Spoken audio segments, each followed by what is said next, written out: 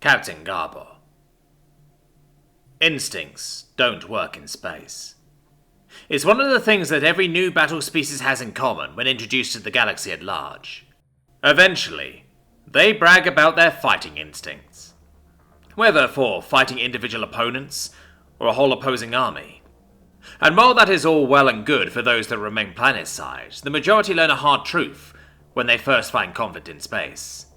Those evolutionary gifts that they have unconsciously relied on for so long fail them.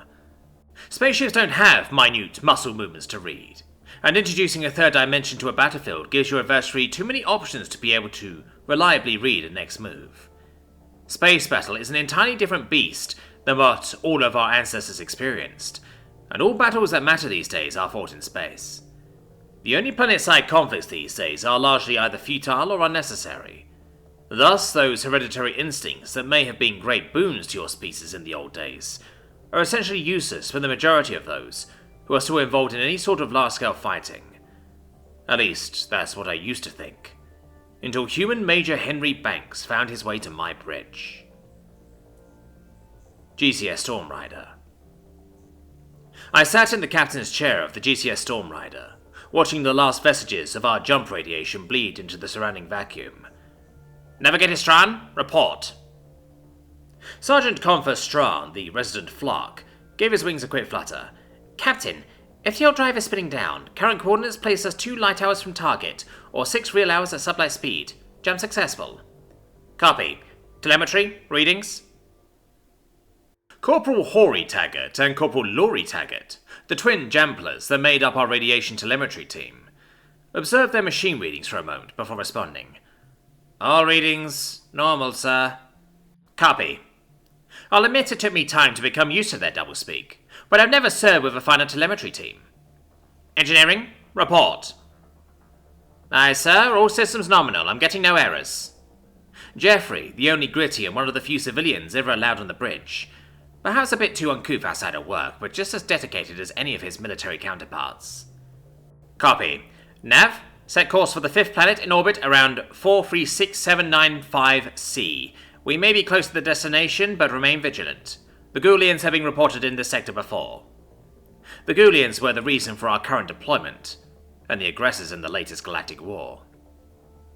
I heard sounds of acknowledgement from all of the bridge members and issued a general stand down for the next 4 hours of real time, allowing the crew to have a bit of a break after the FTL jump. 2.5 hours after the jump, Major Banks approached me. Newest member of the bridge, junior nav officer, and the first human I have ever directly served with. Captain, he saluted. We're under stand down right now, Major. No need for the salute. Right, my apologies, sir. He lowered his hand. Something is wrong. Something? There are a lot of somethings on this ship, Major. Be more specific. I have a bad feeling, sir. I believe we are flying into an ambush. I sat up straighter in my chair at the center of the bridge. A bad feeling? That is not enough evidence for me to act on, Major. What proof do you have? As of now, none. But something has got the hairs of my neck rising and my stomach turning. Didn't you attend the Galactic Academy? Relying on your instinct in the spacefight is bound to get you or your fellow sailors killed. I expect better of you, Major.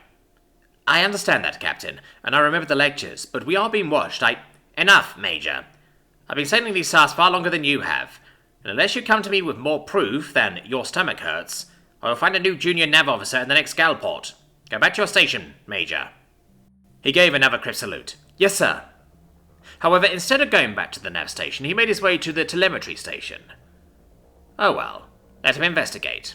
This is a valuable lesson all sailors need to learn sooner rather than later. Half an hour later, a Ghoulian ship drifted out from behind one of the 5th planet's satellite moons. A third of an hour after that was when the shooting started.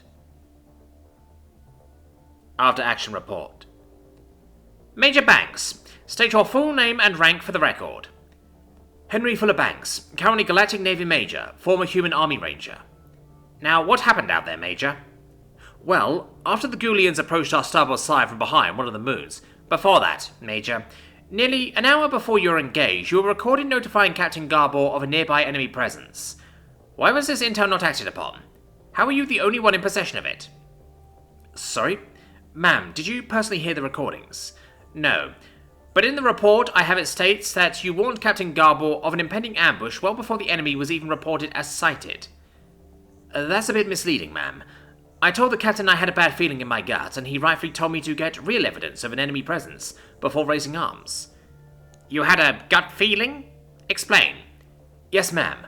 The phrase gut feeling is a humanism that basically refers to our instincts.